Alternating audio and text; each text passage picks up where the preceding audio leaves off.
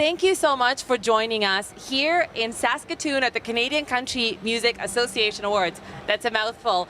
But you're receiving a Generation Award tonight, the first one ever. It's kind of like a Lifetime Achievement Award for a young person. How do you feel about that? I am so honored. It's unbelievable to get this award and to be honored for having my music kind of go out of America and reach Canada and other countries. And I just am so excited. This is actually my first time being here at the CCMAs. I've never been here before, so this is an amazing first time being here. And there's a real sense of a kind of an international connection of country stars here, because you're here, Miranda Lambert's here, of course, and then our big Canadian country stars like Johnny Reid.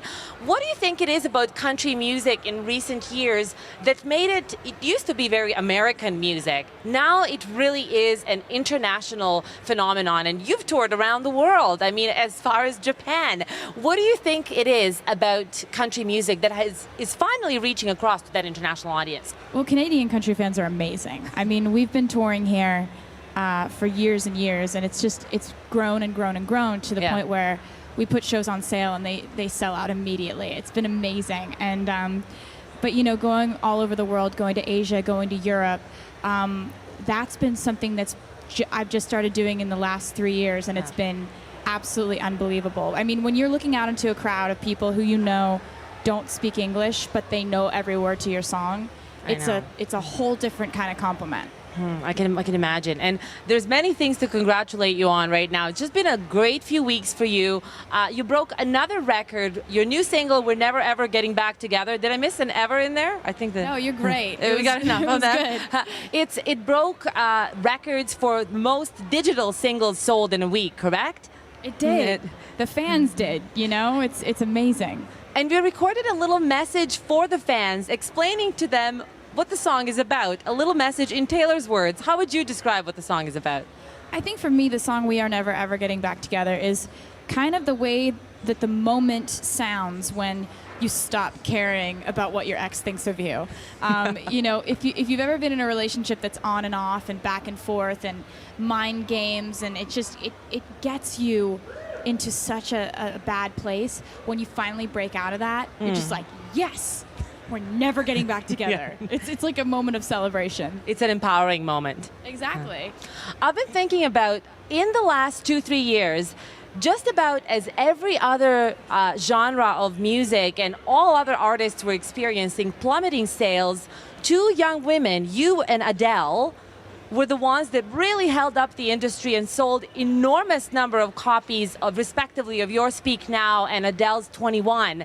And I was thinking that there are more similarities. Both are written from a very personal perspective. That's straight out of the diary songwriting. A lot of songs about breakups, some songs about happier love themes.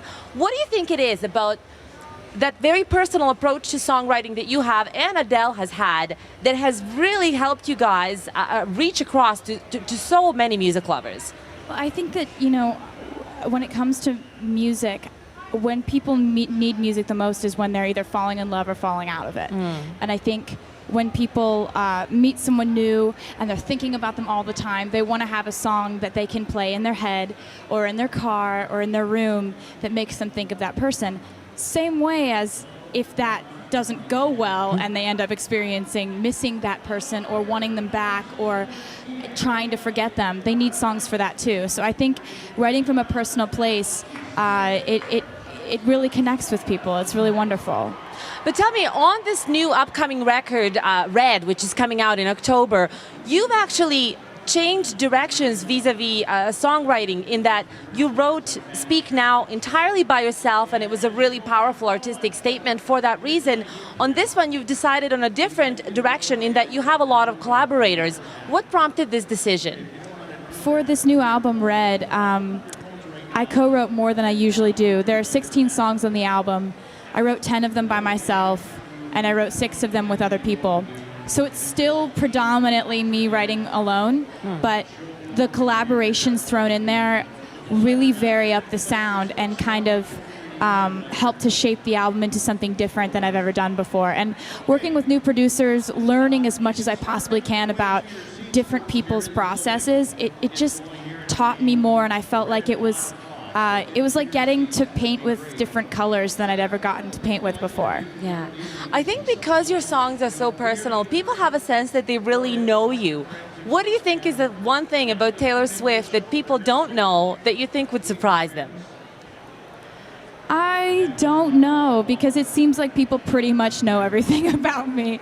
I don't ever really have too many things about myself that don't end up getting revealed in one way or another, because I'm always doing interviews, I'm always talking to fans, I'm always, in a place where people kind of know where I am right now, and they know where I was last year and the year before that. But I mean, the things that I keep to myself are kind of some of the secrets on the albums. Not everybody knows who each song is about, and I've never really revealed that. So that's, I think, the thing that nobody knows. Because that's what I wanted to ask you. How do you strike that balance? Because you are a private person, but you're also a very open person. How do you keep the balance between the two? Making your fans feel like they're in touch with you and know you, and at the same time, leaving some things for yourself. I think for me, I am really, by nature, really open, and I really want to let people in, and I want to, and I just kind of immediately trust people. Yeah. And so I've really let my fans just kind of into my life and what I like and what I spend my time doing. And I think because I write about my personal life, they don't expect me to need to talk about it in interviews or in magazine articles or things like that. And they know that they're going to hear what I've been feeling eventually, in 2 years when I write about it and it ends up on an album. I think my fans kind of know I'm going to end up telling them the truth eventually. Well, this is what I wanted to ask you about. About a month ago, I was speaking to Alanis Morissette, somebody else who has always written about what she's gone through, from starting very young as you started, and then up until now. Now she's in her late 30s. And I asked her about it, and she said she really enjoyed that sense that whatever she was going through, good or bad, she continued to write about herself. Do you think that this is the direction that you're going to be taking as well as an artist, or do you see yourself doing a concept album at some point? I could see myself doing either one of those things, because when I've ended up moving forward and making new albums, I've always wanted to come at it from a different approach. And, the new approach for this album was mostly sonically, working with different people in the studio. Yeah. And, maybe one day I will branch out and lyrically come from a different place of telling other people's stories, or telling one continuous story or something like that. You never know what could happen. As your life changes, so do your creative inspirations and what you feel like doing. I'm always going to really have a soft spot for writing from personal experience, but that's not to say that, I think that, Coldplay's new album that they came out with last year, it's a concept album, and I thought that was Milo Zellotto, yeah. really, really well done, and so you see things like that, and it kind of inspires you, like, I'd want to do that someday. I have a few friends who are songwriters who sometimes say, I'm almost worried that if I were in a happy relationship or in a happy place in my life, maybe I wouldn't be able to write, the famous bad for the heart, good for the art motto. Do you ever worry about that?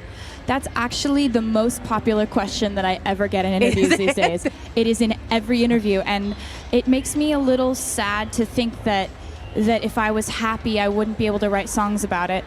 Because, I write lots of songs about lots of different emotions. Lots of songs are about troubled, twisted emotions, but there are also some about, how happy love can make you, and how you can have faith in it and you can be hopeful for it.